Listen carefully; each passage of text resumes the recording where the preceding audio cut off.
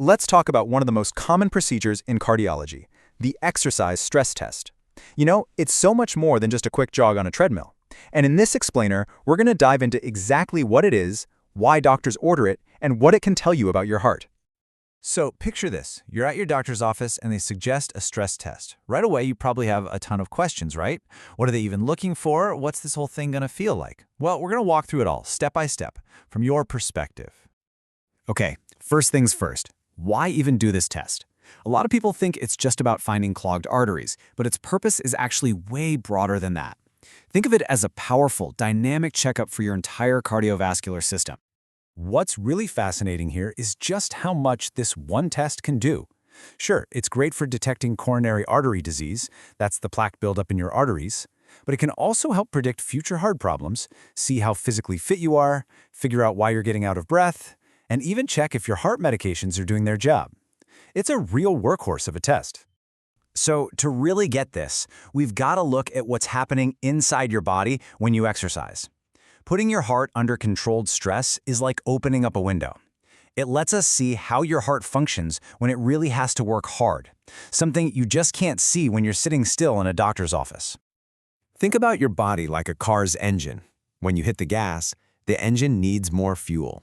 For your body, that fuel is oxygen.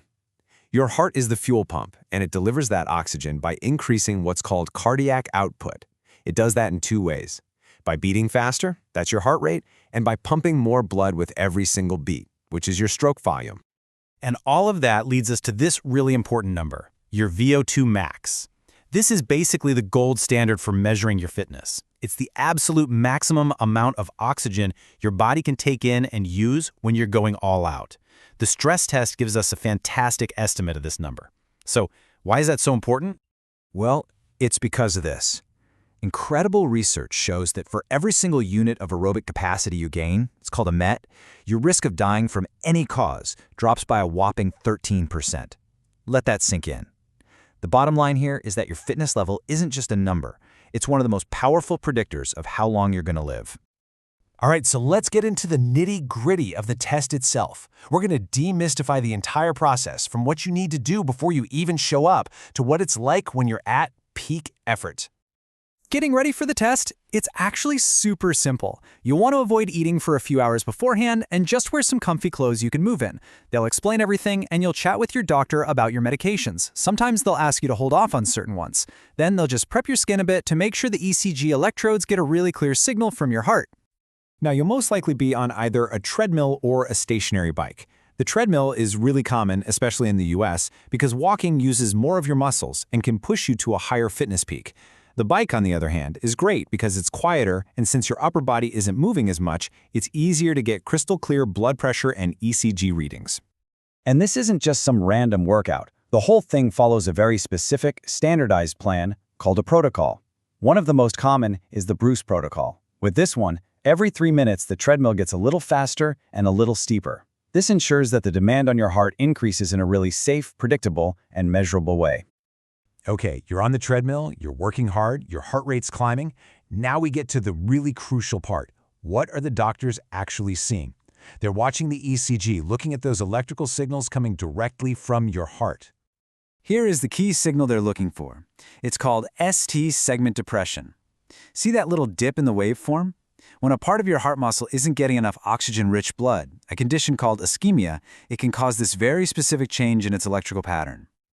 So what makes the test positive for a problem?